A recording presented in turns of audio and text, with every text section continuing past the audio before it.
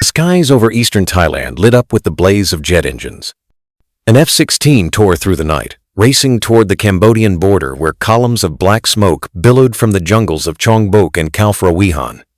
While the world remains fixated on hotspots like the South China Sea, Ukraine, or the Middle East, a long-forgotten conflict is quietly reigniting on the western edge of the Indochina Peninsula, slowly dragging the neighboring nations of Thailand and Cambodia into a vicious spiral of hatred, stray bullets, and bloodshed.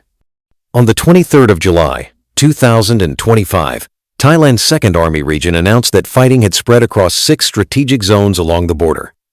Prasat Tam Wen Tom, Prasat Ta Kwai, Chong Bok, Khao Phrao Vihan, Chongan Ma, and Chong Chom. Immediately, a squadron of F-16 2nd was ordered to launch airstrikes against positions held by Cambodian infantry regiments. Artillery shells, missiles, and anti-tank mines once again roared across a land soaked in centuries of blood and tears. To understand the explosive potential of today's conflict, one must look back at history. During the Angkor era, ancient temples such as Preah Vihear, Tam Wen Tom, and Phanom Rung stood as symbols of Khmer power and cultural identity. However, in the 19th century, under French colonial rule, borders between Cambodia, a French protectorate, and Siam, modern-day Thailand, were redrawn ambiguously and controversially. In 1962, the International Court of Justice, ICJ, ruled that Preah Vihear Temple belonged to Cambodia. Yet the main access route to the temple lay on the Thai side, creating a territorial fissure that has festered ever since. Every step taken there carries the potential to spark conflict. The period from 2008 to 2011 marked the darkest chapter in modern Thai-Cambodian relations, with nearly 20 skirmishes erupting around Preah Vihear and Prasat Tam Wen. From rifle fire and artillery bombardments to tank engagements, violence repeatedly flared. Hundreds of soldiers were wounded or killed, and tens of thousands of civilians were displaced. At one point, UNESCO nearly revoked Preah Vihear's World Heritage status, arguing the site was being militarized. Both sides claimed victory when tensions cooled, but for ordinary people, the wounds of division never truly healed. 2025 marks the 60th anniversary of the ICJ ruling on Preah Vihear, 1962-2025. To commemorate the event, several Cambodian politicians organized border area activities, including constructing a historic map of Cambodia, which controversially included temple zones currently under Thai control. The move triggered outrage in Thailand, particularly among the military and civilians in Surin and Sisaket provinces. On the 21st of July, 5 Thai soldiers were severely injured by a mine while patrolling near Chong Bok. The Thai military claimed the mine had been newly planted within the past 48 hours and was remotely detonated. Cambodia denied responsibility, insisting it was a leftover mine from the 1982nd. However, when a Thai UAV later detected suspicious movement near Chongan Ma, tensions soared.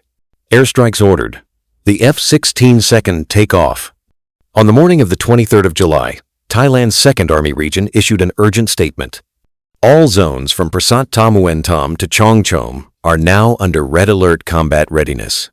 F-16 2nd were scrambled from Ubon Ratchathani Air Base to strike suspected Cambodian artillery positions. It marked the first Thai airstrike on Cambodian targets in over a decade. Since the 2011 clashes, the Royal Thai Army, RTA, has undergone a tactical transformation, shifting from defensive artillery warfare to a more agile strategy, combining air power, mechanized infantry, and UAVs. Air Force. Thailand has upgraded its F-16A/B fleet with AIM-120 missiles, JDAMs, and satellite-guided targeting.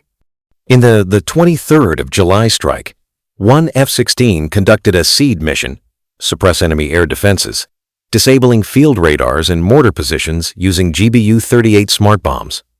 Ground Forces. The 16th Mechanized Infantry Regiment, based in Surin, has been equipped with VN-1 armored vehicles, Chinese export version of ZBL-09, armed with 30mm cannons and 120mm mortars.